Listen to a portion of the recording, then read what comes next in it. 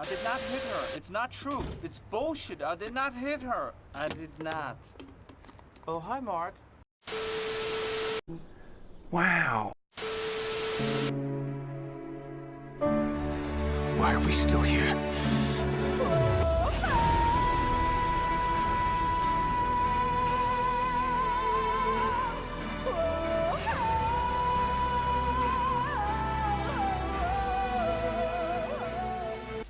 Hello everyone, my name is the Fisherman and welcome back to the show. This is the second part of the Re-Reconquista achievement run, and in this part we will be finally actually re-establishing Al-Andalus. The White Phoenix rises again, so to say.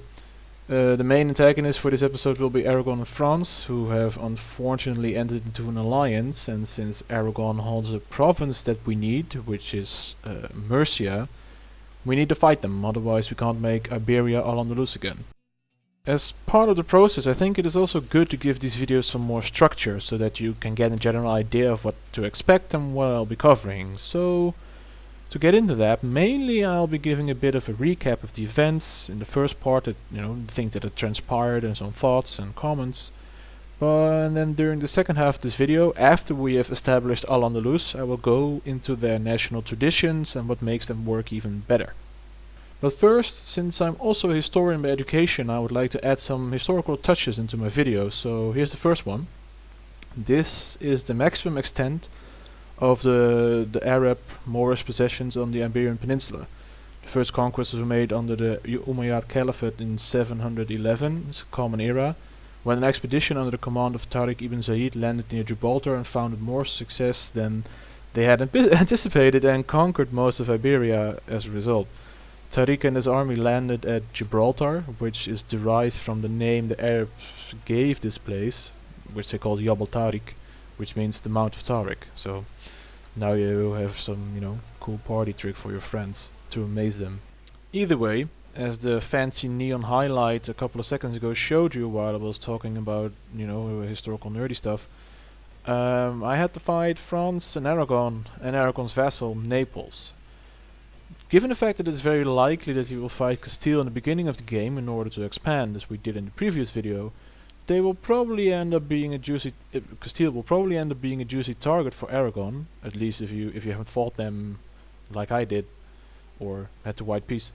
And also a weak Castile also makes it more likely for France to ally Aragon, because AI France seeks to benefit from weakened Iberian powers. But there's hope, since at this point the Ottomans and Morocco were my allies, and they're probably yours too. And both our economy and army are doing pretty well, and so should yours, as long as you manage to stay on par or preferably ahead in military tech. Given the benefits you get from innovativeness and the need for an army that shoots with big guns, you shouldn't be afraid to take military technology ahead of time.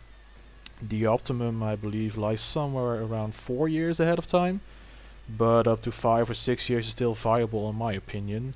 I mean, it might not be the most cost effective that way, but who cares if it allows you to kick France and Aragon's ass. However, the main reason that I decided to declare war on Aragon and France is now that Aragon was also fighting a war against Castile, as you might have noticed. So this would give me another ally. And furthermore, I also decided to start my golden era, which you might have seen in the screen. And there is debate on what is the most optimal time to activate a golden era. For example, due to the increased absolutism, a lot of people argue that it should be activated, if possible, during the age of absolutism for maximum benefit. But personally I disagree with that. I prefer to activate it earlier in the game, or early in the game, likely near the end of the Age of Discovery, so that it lasts well into the Age of Reformation. The main reason for doing so is that, especially when you're playing Granada, you're weak in the early game, very weak, and the morale boost and the tech reduction can make the difference between being able to succeed in expanding into Iberia or die trying. Anyway, snapping back to reality, the Ottomans were actually useful allies for once, since they distracted a lot of France's armies and did not peace out when it suited them, so that allowed me to peace out France. A white peace, unfortunately, but still, everything helps, and that allowed me to actually make gains on Aragon.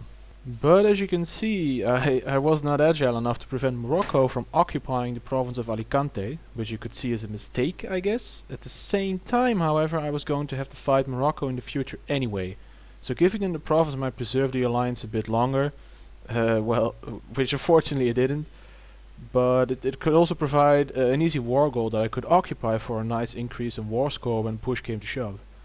In the peace deal with Aragon, I just took what I needed and what I could get away with. I took the province of Murcia, which I needed to form Al-Andalus, and I took Valencia and another one for the fort and the trade power. I made Aragon break their alliance with France, which is, as you remember, one of the key aspects of this run, keeping Iberia isolated.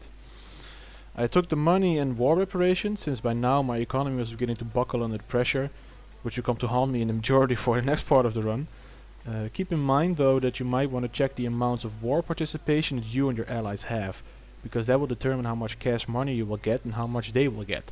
So if the discrepancy is pretty large, it might not be worth taking money in the peace deal, as you will be getting very little anyway. Instead you might opt to take another province or break some extra alliances. Also, I would like to tell you that you should keep an eye out for aggressive expansion, since a coalition against our glorious Andalusia is the last thing we want. So how the coalition mechanic works is that you need to suffer more than 50 aggressive expansion with 4 or more nations, as well as the other nations having a negative opinion of you, and finally there is no existing truce between you and those nations. So those are the 4 main requirements for a coalition to actually form against you, and if you can prevent that, it's better. But now that we have what we need, we can finally do what we came here for. Form the great nation of Al-Andalus. May our hummus strike fear into the stomachs of those pesky Iberians. Damn you! But nevertheless, though, we did it, boys. It's the easy part of the run is over, and we might as well enjoy it while we can.